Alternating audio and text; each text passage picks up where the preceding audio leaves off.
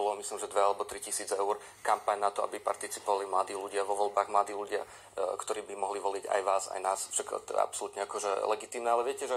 Vy si myslíte, že keď pani Ostrihoňová povie, že aby mladí ľudia išli voliť, že by išli voliť aj stranu Smer? Ja si myslím, že by išli voliť celé spektrum, však to vidíme. Lebo keď sa pozrieme na ten, nie, však akože pozrieme sa na to bez okolkov, lebo keď sa pozrieme na ten zoznam tých influencerov a tých ľudí, ktorí na tom zozname teda mali byť, boli to herci, umelci, bola to bývalá premiérka aj pani Radičová, ktorá vo svojich politických vyjadreniach stojí na druhej strane Roberta Fica. Ja si myslím, že tá kampaň sa venovala celému spektru politických síl, takže ja v tom nevidím dôvod. Prečo napríklad neoslovili vtedy napríklad pána Kalníka? Neviem, prečo neoslovili, potom boli iní influenceri, ktorí... Lebo on zjavne svojím postojom už aj pred tými voľbami. Tak ale hlavne už bol vtedy aktívny politik, tak preto ho neoslovili. Ak sa nemýlim, v 2023 ste už boli aktívny politik, takže tak to je otázka. Ale viete, na čom rozmýšľam, pán Kalniak, že keď máte takú ostrú a hrubú minister vnútra, ktorý prešiel proste... A vám sa to zdá...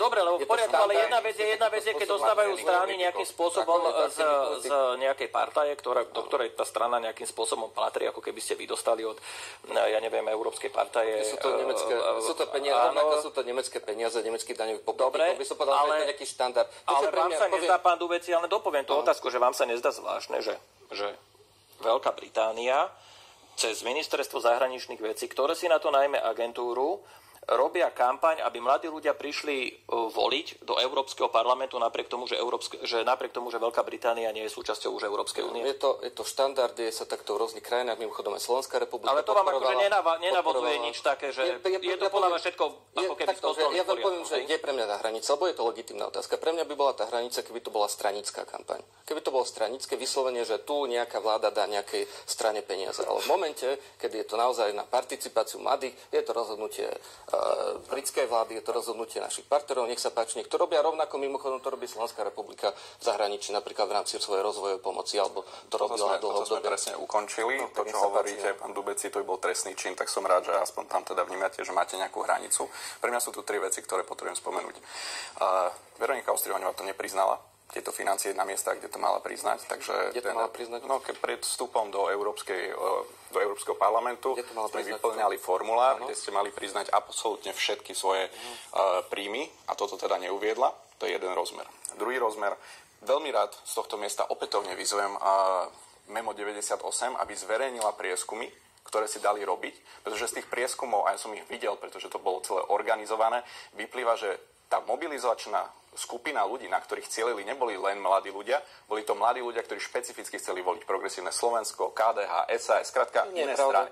A strany, ktorým v tom prieskume vyšli, že majú 7% potenciálnych voličov medzi mladými ako Smer, Republika, LSNS a podobne, tak tie neboli súčasťou mobilizačnej skupiny. To je absolútna pravda a mám tie prieskumy, vidím ich a verejne vyzývam, aby boli zverejnené. Vidíte, prečo ich nezverejníte? Pani Mesterovou som to tu ukazoval a nebudem toho robiť každý víkend. Tak aspoň vidíme, že sme. Dobre, prepáčte, pardon. Pán Dubec, ja som to zverejnil, ale vyzývam aj ostatných, aby sa k tomuto verejne priznali, pretože z toho je jasne vidieť ten motiv. Áno, nie je to stranická kampaň, ale je to ideologická na jedno konkrétne politické spektrum. A posledná vec, ktorú chcem k tejto téme povedať, že akože strašne som sa bavil na tom, že po 5 rokoch toho, ako nám tu váš tlačový orgán denník N rozprával o tom, ako mladí v živote by nevolili Smer a má 0% voličov a už proste mladí sa ani nedotknú, ako vznikla tento škandál, tak zrazu vyrukovali vaši komunikační lídri v denníku N a začali rozprávať o tom, to je úplný nezmysel, veď predsa Smer má takmer 18% mladých voličov a podobne. Vy ste proste taký dvojitý kilometr v týchto vyjadreniach. Celý čas hovoríte, že Smer mladí nevolia, v sekunde, ak zistíte, že aha, vlastne zo zahraničných financií ste motivovali mladých, aby prišli voliť, to zase že to nie je pravda, veď Smer má 18% mladých voličov, videli sme tu z exit pollov a podobné nezmysly. Takže veľké odhalenie, zistili sme, že Veronika Ostrihoňová